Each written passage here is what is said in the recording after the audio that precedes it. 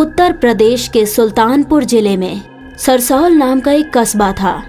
वहाँ के जमींदार ठाकुर हर्षवर्धन के पास बहुत बड़ी जागीरदारी थी। खेत और बाग बगीचे इतने थे कि रखवाली करना मुश्किल हो जाता। एक बार, मुंशी जी, उस बावड़ी के पास वाले बागीचे में बिल्कुल भी फल फूल नहीं होते हैं। जब से भिखू का इंतकाल हुआ है वो बागीचा वीरान हो ही गया है। पेड़ों का सूखना ठीक नहीं है। वहाँ किसी को रखवाली के लिए बहाल कर दीजिए जो सिर्फ उस बागीचे की देखभाल करे। हुजूर, वो बागीचा तो पिछले 2 सालों से वीरान पड़ा है। वहाँ की देखभाल करने के लिए किसी को तो वहाँ बहाल करना ही होगा। हाँ, और उसके रहने के लिए एक झोपड़ी बनवा दो और खाने पीने के लिए अनाज भरवा दो। तनख्वाह अलग से दे देंगे। जी हुजूर, जी हुजूर, आज ही किसी का बंदोबस्त कर देता हूँ, आप बेफिक्र रहिए। मनोरथ गांव में जाके सबसे पूछताछ करता है। कोई है जो उस बावड़ी वाले बागीचे की देखभाल कर सके? मैं तो खुद ही चला जाता, पर बाल बच्चेदार आदमी हूँ। सुना है वहाँ किसी डायन या भूत प्रेत का बसेरा है। क्या बकवास करते हो महिपाल? हमने तो आज तक नहीं सुना और ना ही देखा है। तुम जैसे लोग ही इस तरह की अफवाहें उड़ाते हो, अच्छी खासी जगह को खौफनाक बना देते हो। मुंशी जी, मैंने तो जो सुना है वही कह दिया। सामने से चंदू आता हुआ दिखाई पड़ा। चंदू, तुम तो अकेले आदमी हो, तुम्हें क्यों नहीं बावड़ी वाले बगीचे की देखभाल की जिम्मेदारी ले लेते? इसमें कौन सी बड़ी बात है, मैं ही कर दूंगा, पर तनख्वाह वाजिब मिलनी चाहिए। हाँ भाई, ठाकुर साहब ने कहा है एक झोपड़ी और खाने पीने का पूरा इंतजाम करवा देंगे। मेरा क्या है, कहीं भी पड़ा रहूंगा। वैसे भी आजकल मैं बेरोजगार चल रहा हूँ, इसी बहाने पेड़ पौधों की सेवा का सबब भी मिल जाएगा। चलो फिर तय रहा, आज ही से झोपड़ी का काम शुरू करवा देता हूँ। तुम भी जरा देख लेना कहाँ क्या बनवाना है। दोनों बावड़ी वाले बगीचे की तरफ जाते हैं। मुंशी जी, यही बागीचे के पास ही झोपड़ी डलवा देते हैं। यहाँ हैंडपंप भी है। ठीक है, सिंचाई के लिए ट्यूबवेल भी है। दूसरे दिन शाम तक झोपड़ी तैयार हो गई। चंदू अपना बोरिया बिस्तर लेकर झोपड़ी में पहुंच गया। मुंशी जी ने अनाज भी रखवा दिया। चंदू, आज तुम भी थके हुए हो, चलो हमारे घर पर ही खाना खा लो, कल से पका लेना। ठीक है मुंशी जी, आज कुछ पकाने की इच्छा भी नहीं थी। खाना पीना खाते खाते रात हो गई थी। चंदू के पास सिर्फ एक लाठी और लालटेन थी। वापस झोपड़ी में आया तो सीधे बिस्तर में चला गया। दिन भर का थका था, ऊपर से मुंशी जी के यहाँ भरपेट पकवान खाके तुरंत ही नींद आ गई। आधी रात बीती थी, तभी उसके दरवाजे की कुंडी खटकी। खोला तो कोई नहीं था। कोई कुत्ता बिल्ली रहा होगा। अचानक उसको झोपड़ी के पीछे किसी के चूड़ियों की खनखनाहट और पायल की आवाज सुनाई दी। वे दबे पांव झोपड़ी के पीछे पहुंच गया। इस वीराने में कौन होगा? वहाँ का खौफनाक मंजर देखते ही उसकी घिघी बंद गई। वहाँ एक खौफनाक डायन बैठी थी, हड्डियां चबा रही थी। उसके बाल बिखरे हुए थे और हाथ खून से सने थे। डायन को चंदू के आने की आहट मिल गई। आ गया तू, कब से इंतजार था मुझे। किसी हट्टे कट्टे इंसान का बड़े दिन के बाद पेट भर के खाऊंगी। कौन हो तुम? मैं चंपा हूँ। इस वीराने में बड़ी मुश्किल से ठिकाना मिला था, उस पर भी तूने झोपड़ी बना ली। अब तेरी खैर नहीं। मुझसे तुम्हारी क्या दुश्मनी है? मैं तो यहाँ सिर्फ बागीचे की रखवाली करने आया था। मेरी भी तो किसी से कोई दुश्मनी नहीं थी। तुम्हारे गांव के लोगों ने मुझे मार मार कर यही जमीन के नीचे दफन कर दिया था। मैंने तो उन्हें कब का उन्हें ठिकाने पर पहुंचा दिया। जब तुम्हारा बदला पूरा हो गया तब तुम मुझे क्यों मारना चाहती हो? क्योंकि सारे मर्द एक से ही होते हैं। नहीं नहीं, मैं ऐसा नहीं हूँ। चुप करो। ये कहते हुए वो चंदू पर झपट पड़ी। चंदू रात के अंधेरे में अपनी जान बचाकर भागा। वो डायन भी उसके पीछे पीछे आ रही थी। तुम मेरा पीछा क्यों कर रही हो? चंदू भागते भागते अपने घर पहुंच गया था। उसने अपने घर का दरवाजा भीतर से बंद कर लिया और तख्त पर ही गिरकर अपनी उखड़ी हुई सांसों को काबू करने लगा। थोड़ी ही देर में दरवाजा खोल दो। अरे वो तो यहाँ भी पहुँच गई, अब क्या करूँ मैं? दादी जान बताती थी कि डायनो की पूरी ताकत उनके बालों में ही होती है। अब मुझे मरना तो है ही, ये भी एक बार आजमा के देख लेता हूँ। आ जाओ, मुझे खाना ही चाहती हो ना, तो आ जाओ, खाओ मुझे। वाह, तू तो बड़ी जल्दी काबू में आ गया। तभी चंदू ने लपक कर उसके बाल को पकड़कर काट दिए। ये क्या कर दिया तुमने? मेरी सारी ताकत कहाँ चली गई? मुझे मेरे बाल वापस कर दो। अब तो ये बाल कुटिया वाले तांत्रिक को दे ही दूंगा, वही तुम्हें अपने काबू में करके ठीक करेंगे। आओ, आगे आओ, लो पहले मेरे हाथ चबाओ। आओ आगे बढ़ो, लो पहले मेरे हाथ चबाओ। ये कहते हुए उसने उसे लातों और मुक्कों से मारना शुरू किया। मुझे माफ कर दो, अब मैं कभी तुम्हारे करीब नहीं आऊंगी और मेरे बाल किसी तांत्रिक को मत देना। जाती है यहाँ से कि अभी और मार खाएगी?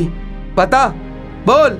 डायन भागती हुई चली गई। दूसरे दिन जब चंदू ने गांव वालों और ठाकुर हर्षवर्धन को सारी बातें बताई और उन्हें डायन के बाल दिखाए तो चंदू की बहादुरी के चर्चे पूरे गांव में होने लगे। ठाकुर साहब ने चंदू को बहुत सारा इनाम भी दिया। ठाकुर साहब की बावड़ी वाला बगीचा फिर से फल फूलों से लद गया। बैसाखी वाला भूत अक्सर वीरान और सुनसान जगहों पर अपनी बैसाखी खटखटाते हुए अपने शिकार की तलाश में घूमता रहता था। सुधीर लखनऊ में एक दफ्तर में काम करता था। अम्मी अबू बहुत पहले ही गुजर गए थे। गांव की जमीन और घर उसके किसी काम का नहीं था। सोच रहा हूँ अपने गांव की जमीन बेचकर शहर में घर ले लेते हैं। जैसा तुम ठीक समझो। गांव की जमीन से इतनी रकम नहीं मिल पाई थी कि शहर में महंगा मकान ले सके।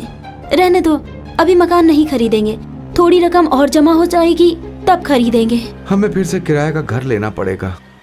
उन दिनों गोमती नगर में बहुत कम लोग रहते थे। सुबह इक्का दुक्का जो दुकानें खुलती थी वो 10 बजे के बाद बंद हो जाती। गोमती नगर में मकान का किराया भी कम था, इसलिए उन्होंने वही किराए का मकान ले लिया। वहाँ रात के समय बिल्कुल सन्नाटा छाया रहता। सुधीर को अक्सर दफ्तर से आते आते देर हो जाती थी। सुधीर आया तो किरण ने पड़ोसन की कही सारी बातें बताई। पागल है वो, आजकल के जमाने में भूत प्रेत कहाँ से आ जाएंगे? इंसान के रहने की जगह तो है ही नहीं, भूत प्रेत कहाँ रहेंगे? उनको नए घर में आए सिर्फ 2 दिन हुए थे। तीसरे दिन सुधीर के आने के बाद चलो छत पर चलते हैं। दोनों खाना खाकर छत पर चले गए। छत पर से दूर दूर कोई नजर नहीं आ रहा था। चारों तरफ सन्नाटा छाया हुआ था। कभी कभी कुत्तों के रोने की आवाजें सन्नाटे को चीरती हुई सुनाई पड़ रही थी। तभी अचानक दोनों की नजर दूर से आती हुई एक रोशनी पर पड़ी। ये तो बड़ी खौफनाक जगह लग रही है। तभी उन्होंने देखा वहां एक आदमी आया। उनके घर से कुछ दूरी पर एक लाश गड्ढे में डालकर उस पर मिट्टी डाल दी और वापस चला गया।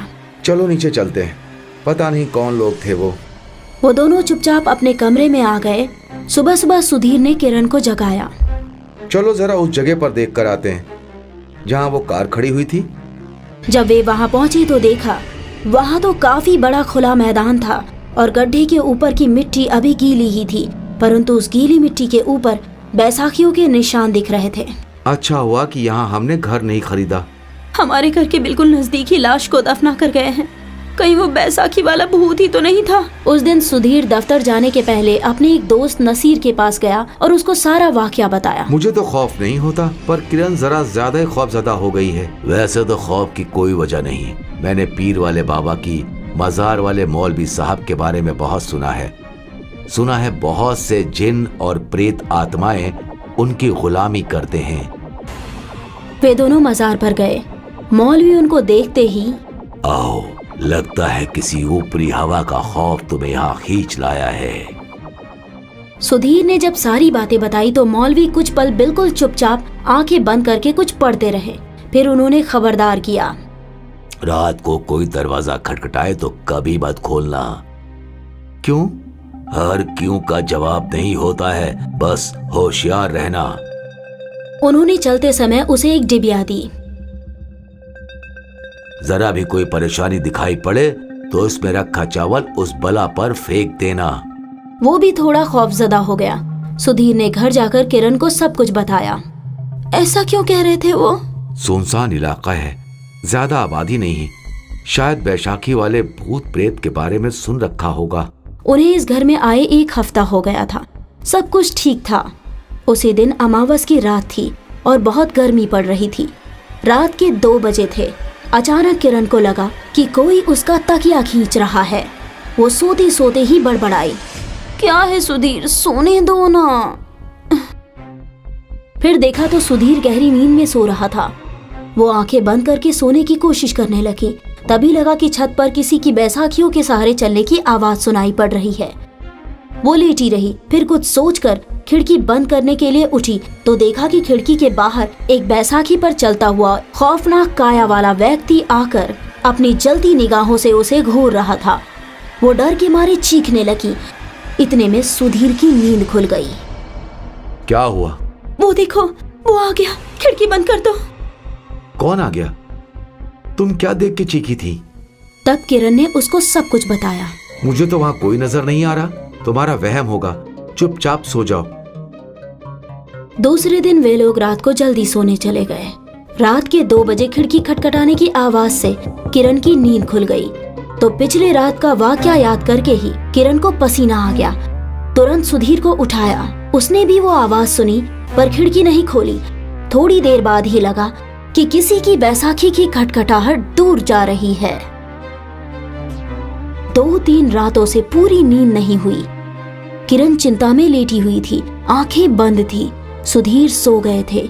उसी समय लगा कि खिड़की फिर से हिल रही है। अब की किरण ने झट से उठकर खिड़की खोल दी तो देखा बाहर वही खड़ा था। तुम कौन हो और क्या चाहते हो? पहले तो वो इतनी जोर से हंसा कि सुधीर भी उठ गया। मैं बैशाखी वाला भूत हूँ। तुम लोगों ने उस दिन छत पर जो देखा था उसका अंजाम तो भुगतना ही पड़ेगा। अब तुम्हारी बारी है। ये कहते ही उसने अपना हाथ बढ़ाया और किरण की गर्दन दबोचकर उसको बाहर खींच लिया। तभी सुधीर को मौलवी की दी हुई उस डिबिया का ख्याल आया। उसने उसको कहाँ रख दिया था याद ही नहीं था। किसी तरह वो उसको ढूंढकर उसके पीछे भागा। तब तक वो भूत किरण को लेकर बैसाखियां खटखटाते हुए बहुत दूर निकल चुका था। सुधीर को पीछे पीछे आते देख के, तुम्हारे हाथों में जो कुछ भी है उसे फेंक दो। अगर उसे नहीं छोड़ा तो इस डिबिया का सारा चावल तुम्हारे ही ऊपर फेंक दूंगा। ये कहकर उसने अपनी डिबिया वाला हाथ हवा में लहराया। तभी वो बैसाखी वाला भूत किरण को लेकर वापस आ गया। उसको छोड़ दो और अपनी जगह पर वापस चले जाओ। उसने सुधीर की तरफ जल्दी आंखों से देखा और किरण को छोड़ दिया। और तब तक वहीं पेड़ के नीचे की जमीन किसी दरवाजे की तरह खुल गई। वो उसमें जाते जाते बोल गया, आज अगर वो डिबिया ना होती तो तुम दोनों को मैं खत्म कर देता। सुधीर कोई खतरा मोल नहीं लेना चाहता था। उस बैसाखी वाले भूत के जमीन में जाते ही उसने डिबिया खोली और उसमें से कुछ चावल के दाने निकालकर उसी जगह पर फेंक दिए। तभी जमीन के आसपास से 4-5 लोगों के एक साथ खौफनाक हंसने की आवाज से वे दोनों कांपने लगे। रात के अंधेरे में एक तरफ कुत्ते की रोने की आवाज, दूसरी तरफ भूत की खौफनाक हंसी। सुधीर ने डिबिया के कुछ और दाने निकालकर उसी जगह पर फेंक दिए। सारे पेड़ जोर जोर से हिलने लगे। शायद वे भूत अपना गुस्सा जाहिर कर रहे थे। अचानक उनकी दर्द भरी कराह चारों ओर गूंज गई और धीरे धीरे सब कुछ शांत हो गया। मैंने जब कहा था तब तुमने मेरी बात को मजाक में उड़ा दिया था। तुम्हारी बातों पर यकीन करके मैं मौलवी साहब के पास गया, वो डिबिया ले आया था। आज अगर वो नहीं होती तो अल्लाह ही जाने हमारा क्या होता। सुधीर और किरण ने घर जाकर चैन की सांस ली। सुधीर ने मन ही मन मौलवी साहब और नसीर का शुक्रिया अदा किया। दूसरे दिन ही उन्होंने अपना घर छोड़कर दूसरे किराए के घर में रहना शुरू कर दिया।